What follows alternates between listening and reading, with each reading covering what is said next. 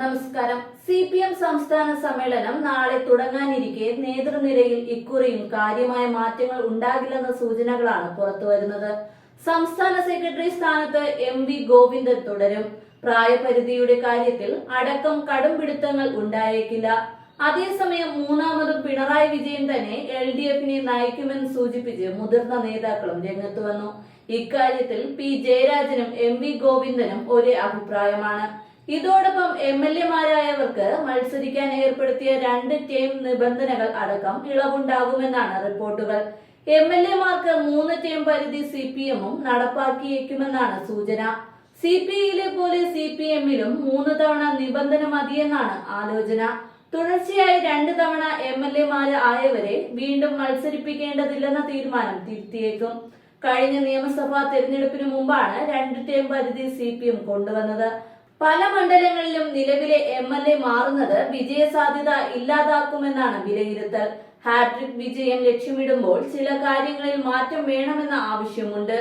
അതുകൊണ്ടാണ് ഈ ഇളവിനെ കുറിച്ച് പാർട്ടി ആലോചിക്കുന്നത്. ഇനി മത്സര രംഗത്തുണ്ടാകില്ലെന്ന തോന്നൽ ചില MLA-മാരുടെ പ്രവർത്തന പോരായ്മയ്ക്ക് കാരണമാകുന്നതായും വിലയിരുത്തലുണ്ട്.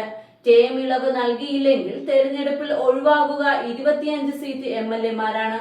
പിണറായി വിജയൻ, KK ശൈലജ, TP രാമകൃഷ്ണൻ, സജി ചെറിയാൻ, വീണ ജോർജ് തുടങ്ങി 25 പേർക്ക് വീണ്ടും അവസരം നൽകിയേക്കും.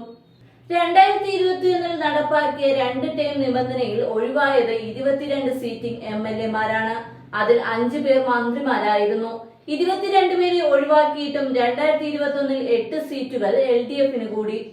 2021 അവസ്ഥയാകില്ല 2026 എന്നാണ് പാർട്ടി വിലയിരുത്തൽ. സംസ്ഥാന സമ്മേളനത്തിലെ ചർച്ചയിൽ ടേം പരിധി ഉന്നയിക്കപ്പെടാൻ സാധ്യതയുണ്ട്. പുതിയ സംസ്ഥാന കമ്മിറ്റിയാണ് ഇളവിൽ തീരുമാനമെടുക്കുക. അതേസമയം മൂന്നാമതും പിണറായി വിജയൻ തന്നെ LDFനെ നയിക്കുമെന്ന് സൂചിപ്പിച്ച് EP ജയരാജൻ രംഗത്തെത്തി.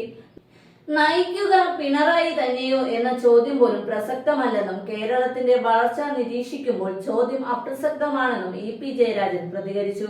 കേരളത്തിലെ ഭരണരംഗത്തിന് നേതൃത്വം നൽകുന്നത് പിണറായി വിജയനാണ്. പിണറായിയുടെ സേവനങ്ങൾ പാർട്ടി കാണും, ഉചിതമായ നിലപാട് സ്വീകരിക്കും.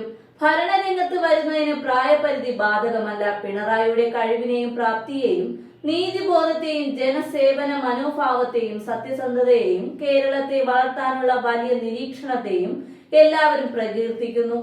അതില്ലാതാക്കാനാണ് കുറെ കാലമായി ചിലർ അദ്ദേഹത്തെ വേട്ടയാടുന്നത്. ശരി മാത്രം ചെയ്യുന്നവർ ഭയപ്പെടേണ്ടതില്ലെന്നും EP വിശദീകരിച്ചു. മുഖ്യമന്ത്രിയുടെ ഏതൊക്കെ സേവനങ്ങൾ ഉപയോഗപ്പെടുത്താവോ അതെല്ലാം ഉപയോഗിക്കുമെന്നും EP വ്യക്തമാക്കി. കേരളം പുതിയ കുതിപ്പിലാണ്. അനുദിനം കേരളം മെച്ചപ്പെട്ടു വരികയാണ്.